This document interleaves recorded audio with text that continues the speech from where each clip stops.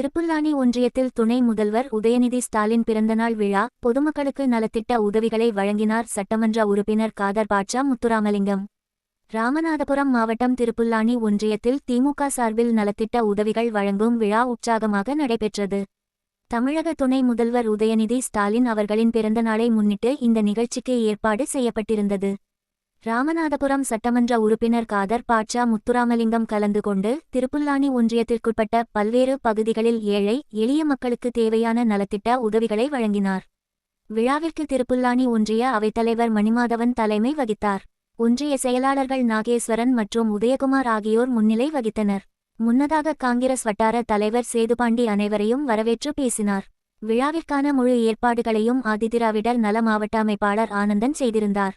நிகழ்ச்சியில் முன்னாள் ஒன்றிய குழு தலைவர் புல்லானி, முன்னாள் மாவட்ட கவுன்சிலர் ஆதித்தன் மற்றும் முன்னாள் ஒன்றிய செயலாளர் சங்கு முத்துராமலிங்கம், முன்னாள் ஒன்றிய கவுன்சிலர் சிவசுப்பிரமணியன், முன்னாள் ஊராட்சி மன்ற தலைவர் கஜேந்திரமாலா முத்துகிருஷ்ணன் உள்ளிட்ட ஏராளமான கட்சி நிர்வாகிகளும் பொதுமக்களும் கலந்து கொண்டனர். நலத்திட்ட உதவிகள் வழங்கும் நிகழ்வு அப்பகுதி மக்களிடையே பெரும் வரவேற்பை பெற்றுள்ளது. குடும்ப தலைவிகள் ஒரு வருடத்திற்கு 12,000 ரூபாய் சேமித்துக் கொள்வதற்கான ஒரு அருமையான வாய்ப்பை தந்த தலைவர் அவர்கள் முத்தமிழறிஞர் டாக்டர் கலைஞர் பெயரால மாதம் உரிமை தொகை 1000 ரூபாய் கொடுத்தார். இந்த உரிமை தொகை ஏன் கொடுத்தார் அப்படிங்கிறதுக்கு முன்னால அதை தொடங்கி வைக்கிறார். அண்ணாவுடைய பிறந்த நாளை தொடங்கி வைக்கிறார். அப்ப பத்திரிகையாளர்கள் ஊடக நம்பர் கேட்கிறாங்க, நீங்க அது மக்களுக்கு இலவசமா தானே கொடுக்குறீங்க, ஏன் அதை உரிமை தொகைன்னு சொன்னீங்க அப்படின்னு சொல்ற போது சொல்றார், உங்களுடைய உணர்வுகளுக்கு மதிப்பளிக்கக்கூடிய முதலமைச்சர் சொல்றார், என்னுடைய சகோதரிகள் அவர்கள் தன்னுடைய கணவனுக்கும் தன்னுடைய குழந்தைகளுக்கும் இல்லத்தில் வீட்டில் அது செய்யற பணிக்காண்டி அவருடைய அண்ணன் ஸ்டாலின் மாதந்தோறும் 1000 ரூபாய் தரணும் உரிமை தொகை 1000 ரூபாய் கொடுத்தார். அது மட்டும் இல்ல, அரசு பள்ளியில் படிக்கக்கூடிய நம்முடைய குழந்தைகளுக்கு புதுமை பெண் திட்டம் மூலமா 1000 ரூபாய் கொடுத்தார். பல்வேறு திட்டங்களை தரக்கூடிய திராவிட மாடல் முதலமைச்சர் அவர்கள் வர இருக்கக்கூடிய 2026 மீண்டும் 2வது முறை அவர் முதலமைச்சரை வந்தா உங்களுக்கான ஆட்சி கண்டிப்பாக அவர் பல்வேறு திட்டங்களை செய்வார் என்பதில் யாருக்கும் இந்த ஐயப்பாடு இல்லை. திருப்புல்லானி ஊராட்சி ஒன்றியத்தில் திமுகவுடைய ஆட்சி அமைந்ததற்கு பின்னால சில திட்டங்களை சட்டப்பேரவை உறுப்பினர் நானும் ஊராட்சி ஒன்றிய பெருந்தலைவரும் இந்த பகுதியுடைய ஒன்றிய கவுன்சிலர் ஊராட்சி மன்ற தலைவர்களாம் சேர்ந்து சிலவற்றை செய்திருக்கின்றாங்க. அதை நான் பட்டியலிடணும்னு ஆசைப்படுறேன். இந்த திருப்புல்லானி என்ற இந்த ஊருக்கு மிகப்பெரிய இதிகாசங்களுடைய தொடர்புடைய ஒரு ஊர் இது. அதற்கு நம்முடைய திவ்ய தேசங்களில 44வது திவ்ய தேசம் நம்முடைய திருப்புல்லானி. நான் உங்களால் உருவாக்கப்பட்டு சட்டப்பேரவையில் பேசக்கூடிய வாய்ப்பு வருகிற பொழுது, இந்து சமய அறநிலைத்துறையில பேசக்கூடிய வாய்ப்பை பெற்ற பொழுது, இந்த திருப்புல்லானி ஆதி ஜெகநாதேஸ்வரர் கோவிலுக்கு குடமுழுக்கு ஏற்படுத்துறோம், அதுக்கு 10 கோடி நிதி வேண்டும் என்று மாண்பு தமிழ்நாடு முதலமைச்சர்கிட்ட நான் கோரிக்கை வைத்தேன். கோரிக்கை வைத்த உடனே 9 கோடி ரூபாய் குடமுழுக்கு ஏற்படுவதற்கான நிதியை தந்திருக்கின்றார். என்ன இதிகாசங்கள், இந்த ஊருடைய பேரே இதிகாசத்தோடு தொடர்பு இருக்கிறது என்பதற்கு காரணம், நம்முடைய ராமாயணத்தில் சொல்லக்கூடிய சீதை பெருமாட்டி இலங்கையிலே ராவணனால் சிறைபிடிக்கிற பொழுது ராமன் தன்னுடைய மனைவியை மீட்டெடுப்பதற்காக இந்த பகுதியில் இறங்குகிற பொழுது திருப்பார்கடலை பார்க்கிறார்.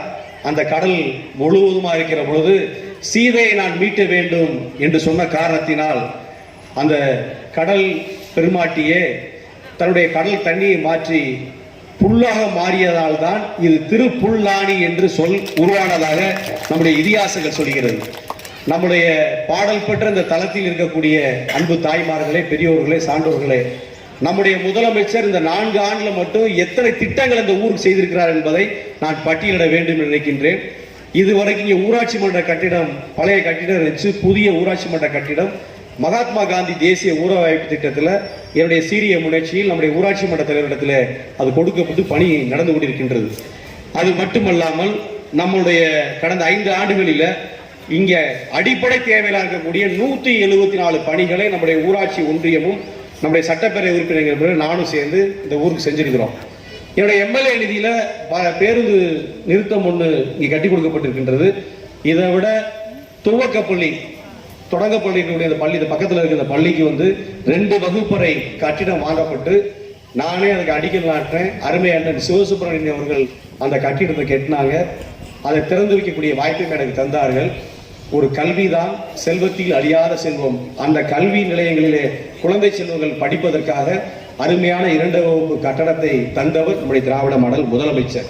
அது மட்டுமல்லாமல் சாலை ஓரத்தில் அதிகமான வாகனங்கள் சென்ற காரணத்தினால் குழந்தைகளுக்கு ஒரு பாதுகாப்பு இல்லாமல் இருந்துச்சு. அதற்காண்டி சுற்றுச்சுவர் கட்டுவதற்கான நிதியையும் நம்முடைய திராவிட மாடல் முதலமைச்சர் தந்திருக்கின்றார்.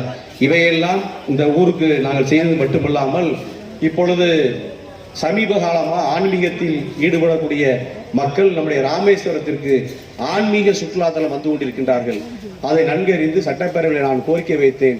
ராமநாதபுரத்தில் எங்களுடைய பகுதியில் 3 வரலாற்று சிறப்பு தலங்கள் இருக்கின்றது. அவை அனைத்தும் கலந்து ஆன்மீக சுற்றுலாத்தலமாக நீங்கள் அறிவிக்க வேண்டும் என்று போன நிதியாண்டில் சொன்னேன்.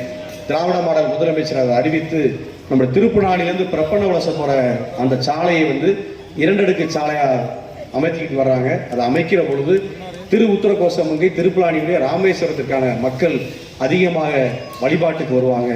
வெளி மாநிலத்திலிருந்தும் வெளி மாவட்டத்திலிருந்து மக்கள் நம்மளுடைய பகுதிக்கு வந்தாங்கன்னா மறைமுகமாக நம்முடைய ஊர் வளர்ச்சி பெறும்.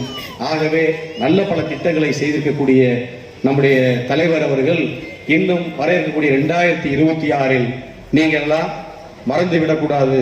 உதயசூரியன் சின்னம் தான் உங்களுக்கான சின்னம். உங்களுடைய வாழ்வியலில் வாழ்வாதாரத்துக்கு உறுதிப்படுத்தக்கூடிய அந்த உதயசூரியன் சின்னத்தில் நீங்கள் எல்லாம் வாக்களிக்க வேண்டும்.